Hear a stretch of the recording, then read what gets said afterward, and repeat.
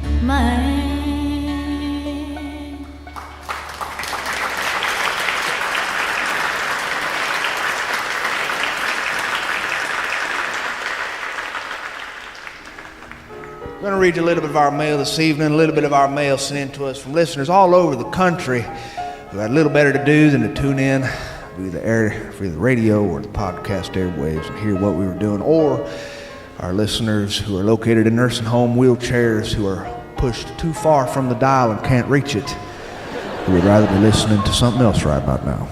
Our first letter tonight comes from Jim Stellerman, Tuscaloosa, Alabama.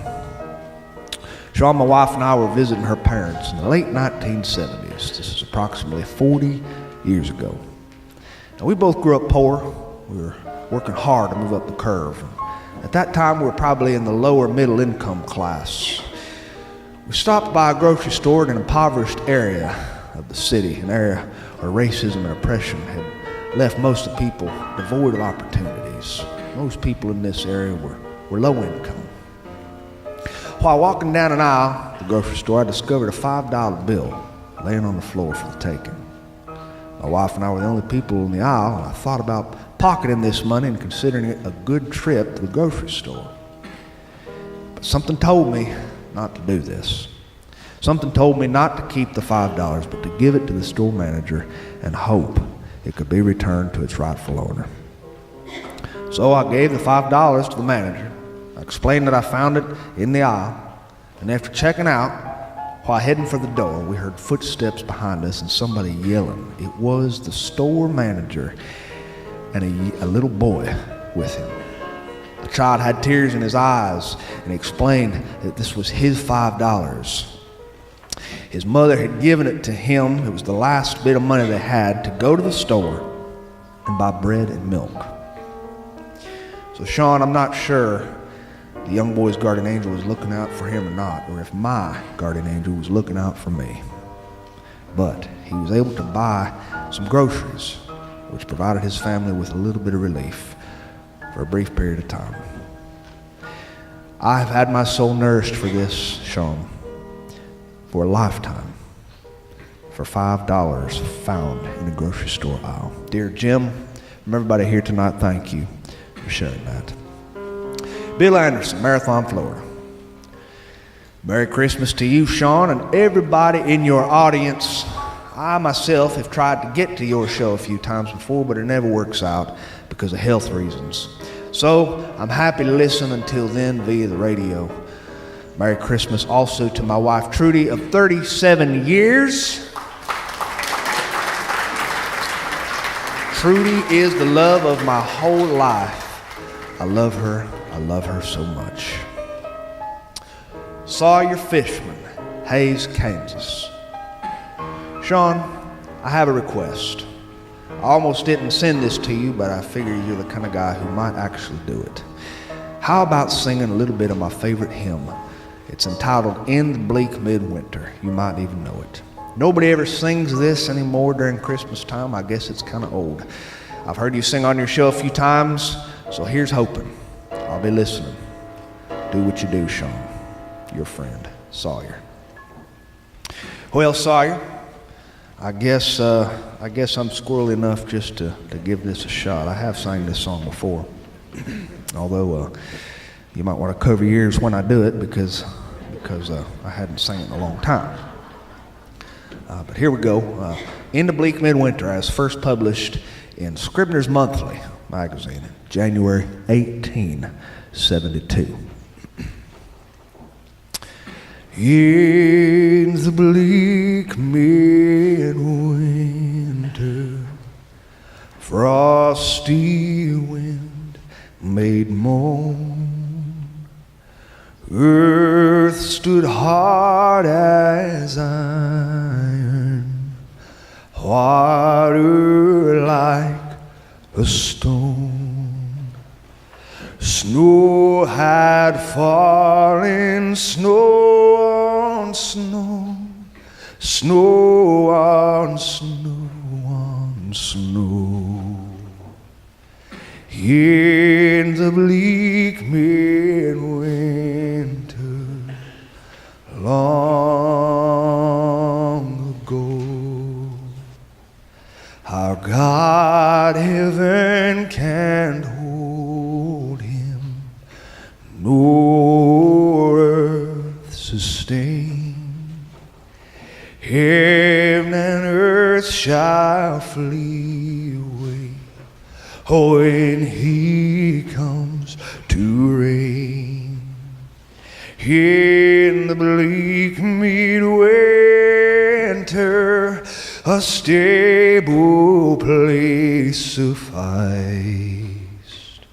The Lord God Almighty, Jesus Christ.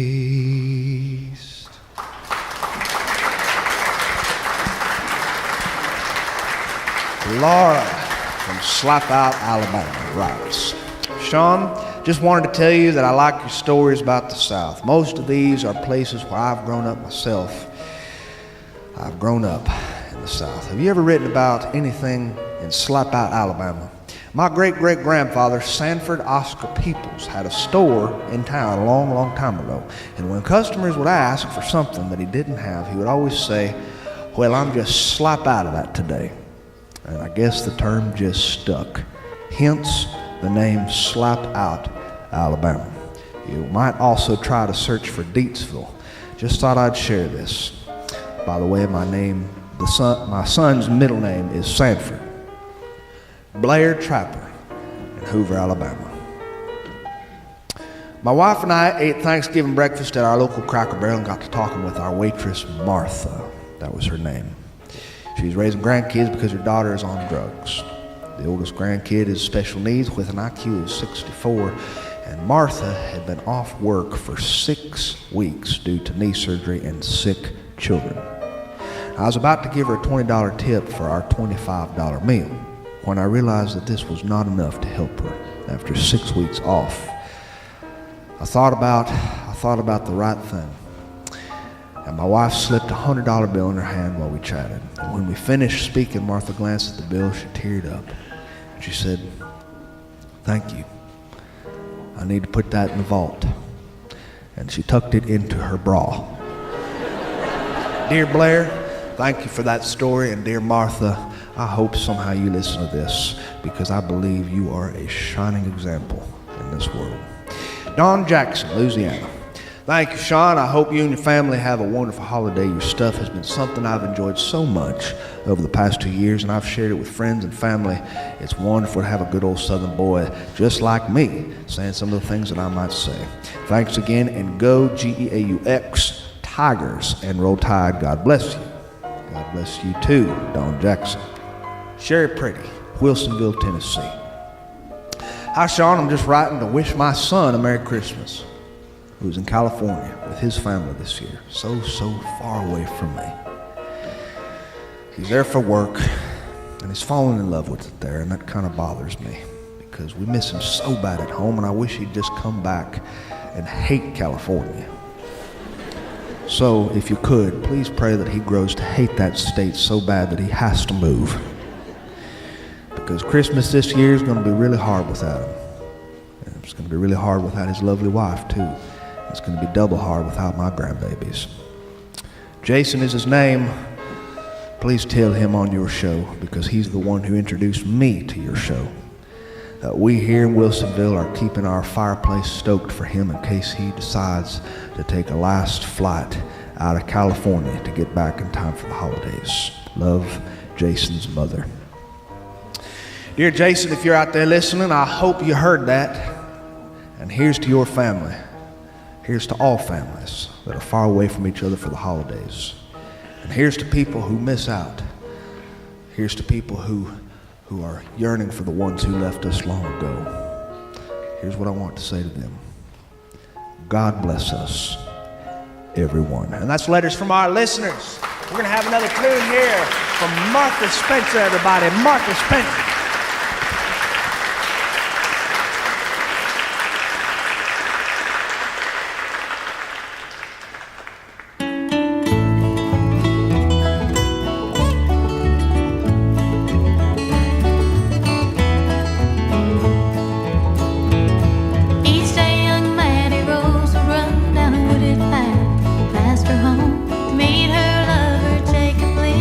Underneath their special tree.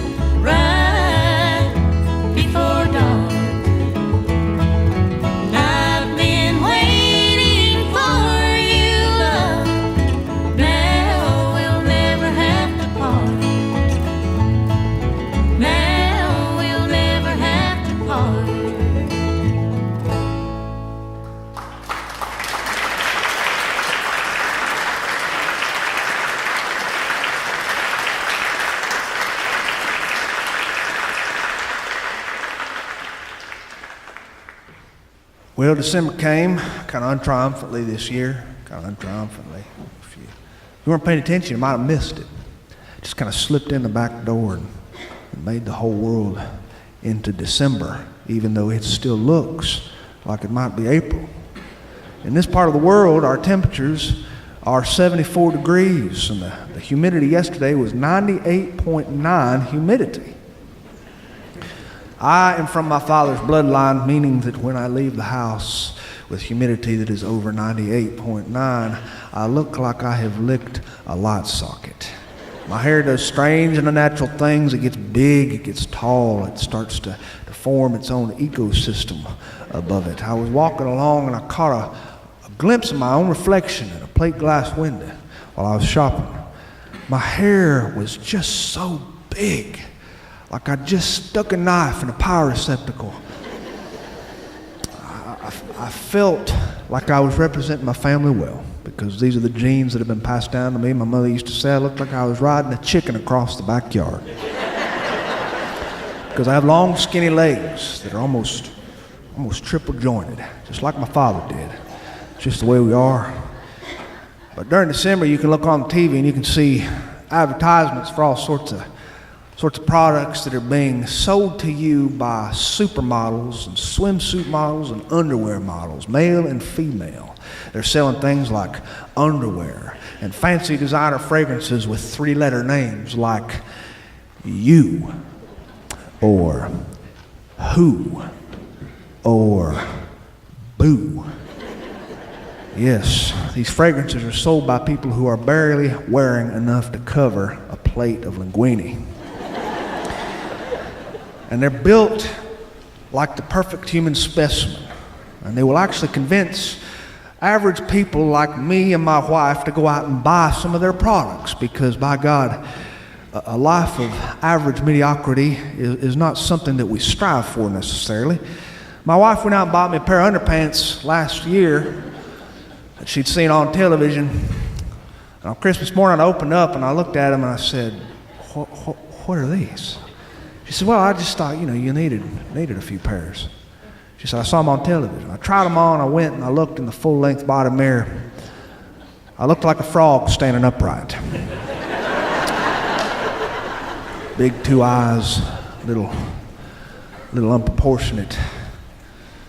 Yes, it's not a confidence builder. But that's not what December's about anyway. That's not what December's about. No matter what you've heard, or no matter which part of the country you are from and you have your own cultural traditions, I understand that. And I respect that. But down here in this part of the world, where you are currently, this month is about one thing and one thing only. It's about families gathering in a big, big room, the hearth of their home. It's about the high priest of the house with his white hair, holding the remote control and shouting four-letter words at his favorite college football team. Yes, this is our sacrament. This is the sacrament of my people. We shout at the television screen because it is college football season, and the SEC championship is the height of our calendar. People get very, very heated about this. I was out pumping gas a few days ago, and there was a man on the other side of the pump from me, a Georgia Bulldog fan. He wore a Georgia Bulldog t-shirt. He looked at my Crimson Tide Alabama t-shirt, and he said, Alabama sucks, man, and he started laughing. Well, it did inflame me a little bit. It inflamed me. And so I uttered the only four-letter words my mother and father would allow me to say, the only four-letter words. Roll Tide.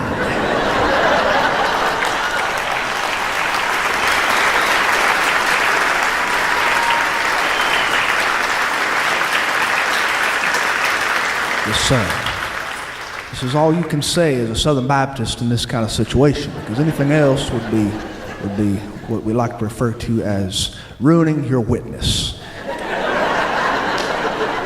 The man laughed and he said, I'm only kidding. Of course I know Alabama don't suck, but I sure do hope they will on the night of the SEC championship. I went to the supermarket thereafter, and there were people. They were watching college football. It was a Saturday on their phones. They were looking at their phones, and they were shouting at their phones. They were people who were wearing all sorts of different kinds of fan memorabilia. They were wearing Georgia Bulldog shirts, Auburn War Eagle t-shirts, and Alabama t-shirts. And there was a man who was an Auburn fan looking at his phone, and he looked at that phone and he said, "Take that, Alabama." There was a little short old woman in front of me with frilly white hair and a string of pearls around her neck and an oversized Alabama Crimson Tide jersey on. She said, "Would you mind watching this cart for me, young man? I'm going to go beat that man senseless." Yes, this is our moment to shine, when all the South gets together and they learn how to talk trash with each other. Even your minister will talk trash to you. Because this is December, and this is just how we remind each other that life itself is really just one big battle. I was walking into a grocery store a few days ago, and I saw this woman. She was standing out front, and she was ringing a bell. She had that little hand bell just going back and forth, back and forth. She was a little old woman. She had a little Santa hat on. She was wearing a red apron standing in front of a bucket. She was raising money for the Salvation Army. And I saw her drop that bell. And she bent down to pick up that bell. But she was beat to it by a man who was walking out of the store with full hands of grocery bags. He picked up that bell for her, handed it to her. And she thanked him for it, and she straightened her steel-rimmed glasses. And she said, "Now how about giving me a little bit of money?" The man reached in his wallet, and he put in a few bucks. She smiled at him, wished him a Merry Christmas. I walked toward her, and I too picked up my wallet, and I threw in a few bucks. She said, "Oh, is that all you're going to give?" So I threw in a few more dollars, because she deserves it, because ringing a bell is not easy. Ringing a bell is hard work. It really is. It's a lot harder than maybe you think if you've never done it. I myself rung a bell when I was 19 years old. I was a gangly 19-year-old Southern Baptist. Brother James had a few volunteers for a church program which was meant to raise money for children with cancer. Children who were in the cancer ward, and their families were up against the ropes because of all the money they'd been paying and how they had to quit their jobs. And this program was designed to raise a little bit of money to buy them gifts for Christmas morning, so that they had just as much as normal kids have in their family living rooms. I believed in this program, and I was given a blue bucket on a stand with a chain, and I was given a Santa Claus hat and a dinging bell, and I was set up in front of a Winn-Dixie supermarket. I thought it was going to be very easy. I sat up that day, 19 years old, gangly Southern Baptist man, looking like a man riding a chicken across the front yard. And I dinged my bell, back and forth, back and forth. And to my surprise, people walked by me without even paying attention to me at all. They didn't even look me in the eye. They just kind of walked on by. I decided that these people needed a little bit of coaxing, and so I started smiling at them when they walked by. Smiled at them. I dinged my bell a little bit harder whenever they came around. But they just walked on by me. I mean, every now and then someone would reach in their pocket and they'd hand me a few. Sometimes they'd wink at me. And every now and then. But most of the time they just kind of pretended I didn't exist. Now, this got me very disheartened. I was sad about it. Went to Brother James that evening, and I dumped over my bucket of money. It was a pile of quarters and a few crinkled up dollar bills on his desk. We counted it together. I had barely raised $9 for the cause. I felt terrible about myself. Terrible. Brother James said, "Oh, don't worry about it. Don't worry about it." He said, "Look, I know it's easy to kind of get mad at the people who don't give, but you know, mankind is really a good race. And people are good." He said, "They're just busy, that's all. During Christmas time, people get busy. You can't blame them for that." Well, I did feel bad about it. I went to my Uncle John about it. Old Uncle John, he knew just about everything. He was sitting on his porch with Brother Dale the Methodist minister. Brother Dale was a big man with a hunter's orange shirt on and camouflage suspenders. And he was whittling something out of a pine stick, and so was my Uncle John. And they were drinking beer, because Methodists can drink beer. My mother always used to say, a Methodist is somebody who is put on this earth to pull you out of the gutter. You see, that's not how Southern Baptists approach life. We are put here to save you. That's what we think. And then we pass you on to the Presbyterians, who are put on this earth to educate you. And then they will pass you on to the Episcopals, who are meant to introduce you to high society and Jack Daniels. And then you will find yourself one day in the gutter, and along comes the Methodist to pull you back out of that gutter. Brother Dale was sitting on that porch. They were talking. Old men, they talk and they tell stories together. That's what they do. This porch was a plywood porch built on the front of my Uncle John's RV, and it was lopsided a little bit. They'd take sips every now and then, and they'd talk about things from days gone by, and they'd tell jokes among one another, and they'd talk about how much culture had changed, how much music had changed, how much entertainment had changed. My Uncle John said, you ever say things that you don't mean to say? You know, you get older and things just kind of slip out your mind. Brother Dave said, oh yeah, all the time.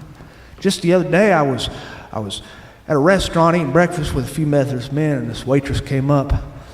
And I meant to say, can I have some more eggs? But really what I said is, darling, you're so beautiful. My Uncle John said, yeah, I know exactly what you mean. Just a few mornings ago, my wife was cooking me breakfast, and she brought my coffee out. She set it down in front of me, and I meant to say, pass the sugar, please, dear. And what I accidentally said was, you've ruined my life, you miserable woman. I sipped their sweaty cans on that porch, and they saw me coming up. My Uncle John said, hey, what can I do you for? I sat down, and I just sat there for a little bit with him, looking out. He said, something on your mind? I said, yeah, something's on my mind. I said, I stood out front of a Winn-Dixie yesterday, and I rang a bell to raise money for kids with cancer, and I couldn't raise a single penny more than $9. He said, I said, but Uncle John, people passed me right and left. There must have been 400 people past me. I mean, if every single person would have put in $1, why, I'd have raised a whole slew of money. He said, yeah, I understand. And then they got real silent. You see, that's what men do who are raised in an evangelical tradition when they don't know the answer to something. They'll get real silent, and they'll start going like this. I once worked with a music minister who could listen to an entire sermon and go, I asked him once, I said, what's that mean? He said, it just tells the pastor that I'm listening, and that if he doesn't hurry this thing up, I'm about to wet my pants. Uncle John and Brother Dale listened, they talk. And Uncle John looked at me, and with wise eyes that were glazed with the years of age, he said, will you reach into that cooler and get me another beer? I handed him a beer. He cracked it open. He said, I want you to listen to me. Dale, how long have I known you? Dale said, I don't know. Long time, 43 years maybe? I said, yeah, about that. He said, I want you to know, Sean, Dale and I used to be in a country western band. Long time ago. You remember that, Dale? Oh, yeah, I remember that. Your uncle can't play fiddle worth a cuss. Uncle John said, you know, we called ourselves the Ramblin' Peanuts. The Ramblin' Peanuts. Ain't that a name? Well, we'd get together and we'd play at all sorts of different places, you know, little feed store openings and shoe store clearances. We'd play in front of restaurants. We played at a cafe once. We even saved up enough money to buy an amplifier. But you know, nobody ever paid us to play. We only played for tips. We had this large Duke's mayonnaise jar that sat out in front of the band, and people would toss in money if they liked our music. But we never earned more than a few bucks at a time. He said, because we couldn't get nobody to listen to us. He said, I'd like to die about it. I felt terrible. I felt like I wasn't a good musician, but I'm a pretty good musician. Ain't I a good musician, Dale? And Dale said,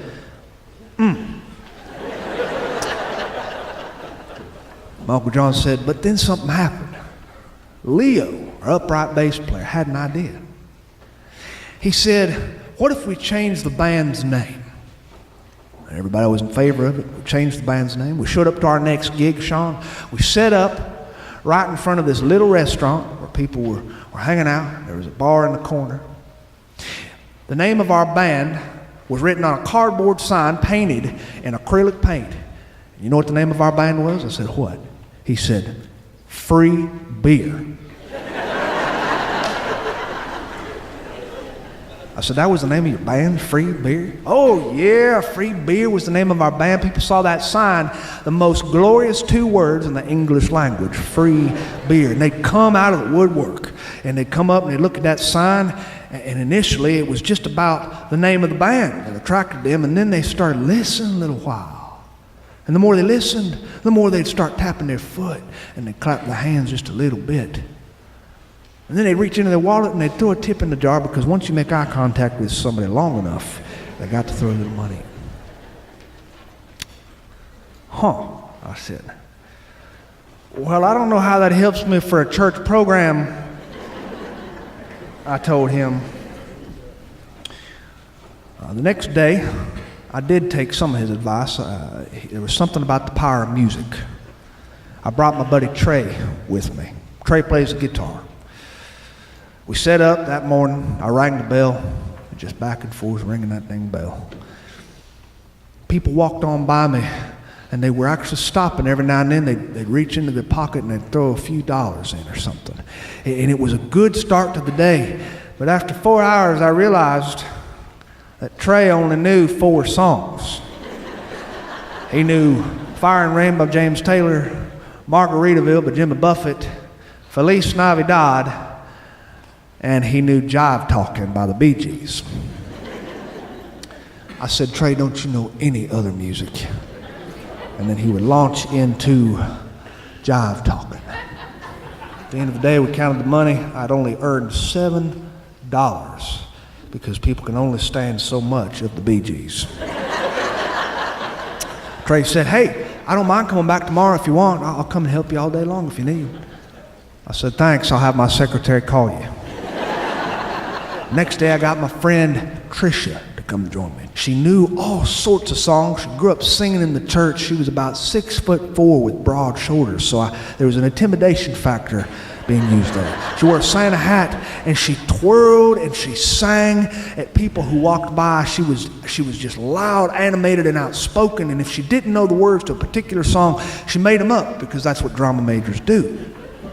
She even chased one lady out to her minivan, and she almost got pepper sprayed singing, "We Wish You a Merry Christmas." At the end of the day, I'd hardly raised $13. And well, I don't mind telling you, I'd almost given up altogether. I really had. You see, it doesn't take much for man to start to lose faith in this world. And so I showed up the next day with nobody but myself. And I brought a stool. I sat down on that stool and I rang that bell, just a ringing. I didn't even have much enthusiasm in it. I let myself just kind of get sour inside. I watched people walk by me. Their noses were in the clouds. They could just walk on by me without saying a word. It was early afternoon. I was still ringing that bell. That blue bucket just swung gently in the breeze, that Winn-Dixie. And I saw something. From the edge of the parking lot came a rusted Chevette. I knew this car. Had a hatchback. Came running into that parking lot on 2 wheels. It parked into a parking space, and out from that car jumped my Uncle John and Brother Dale, the Methodist minister. And that car, when they got out of the car, these 2 large men of God, that car rose off the ground another 15 inches. They were wearing colorful, bright, loud, gaudy sweaters and Santa Claus hats. And in through the parking lot came all sorts of other cars, another car, all rusted, all old model vehicles. And out from these vehicles popped men in gaudy sweaters with white hair, and they were carrying tambourines and kazoos and bongos and harmonicas. And they walked toward me like the children of Israel. There must have been about 34 of them. And they gathered in front of the Winn-Dixie. Behind me, they formed a mass choir. These were jolly men with red glows to their faces and smiles that went from ear to ear. And they started singing. These men knew every song in the book. These men got to singing, and they sang with all their might. They sang, "We wish you a Merry Christmas." They sang the 12 days of Christmas, and even though they forgot most of the items on the 12 days of Christmas, when it all came to the part where they sang, "5 golden rings," they all knew that together, and they would sing it at the tops of their lungs until they started laughing. No songs were off limits. They would writhe themselves in laughter and joy. They would giggle at the tops of their voices when people walked by, and they would ask for donations openly. And it was so fun, they drew a crowd. They sang "Silent Night," and they sounded like a choir of Labradors with chest colds. They gathered around, and people reached into their pockets, and they threw money into my little bucket, one by one. And when my uncle sang a stunning rendition of Rod Stewart's "Do You Think I'm Sexy," he got 3 restraining orders and 1 marriage proposal. At the end of the day, we sat on the sidewalk, me and my uncle. He was beside me, had his arm around my shoulder. His Santa Claus hat was still on his head, just a little bit cockeyed. I made $83 that day. $83. I could hardly believe it. Those kids I knew would be grateful for whatever the church bought with those gifts. My Uncle John said, "You think that's enough to buy them Tonka trucks and Barbie dolls and Scrabble games and stuff?" I said, yeah, I think it is. I said, "Uncle John, tell me something though. How did you get all your friends, that many guys together, last minute, to come and do this for me here today?" He said, "Sean, listen to me. In all my humble years walking this planet, I've learned that men are good. They are. They're good, they're selfless, they're kind-hearted, they're charitable. Even if you can't see it. Even if they hide it.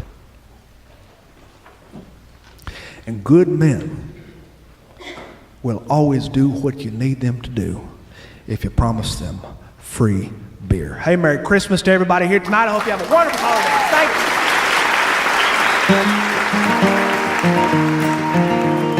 Hey, thanks for listening to Sean of the South. I've been your host today, Sean Dietrich, and man, it's been a bona fide pleasure if I do say so myself. I hope you join us next week, and perhaps even the week after that. You ain't got too much going on. That glorious music you heard behind me today was Martha Spencer, a singer-songwriter, mountain musician, and dancer from the Blue Ridge Mountains of Virginia. She grew up in a musical family and learned how to play several instruments from girlhood: guitar, fiddle, banjo, bass, dulcimer, and mandolin. In flatfoots and clogs, she is something to see. She performs and has recorded with various groups and been involved in several roots music projects you've probably heard of.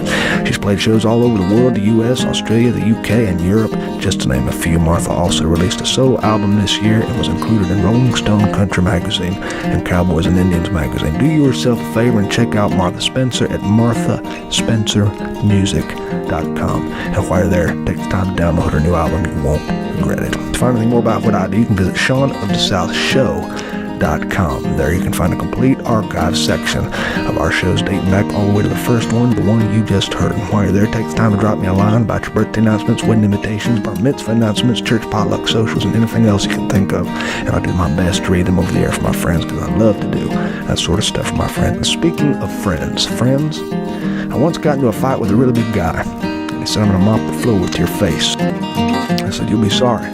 He said, "Oh yeah, why?" I said, "Because you won't be able to get into the corners very well." Adios.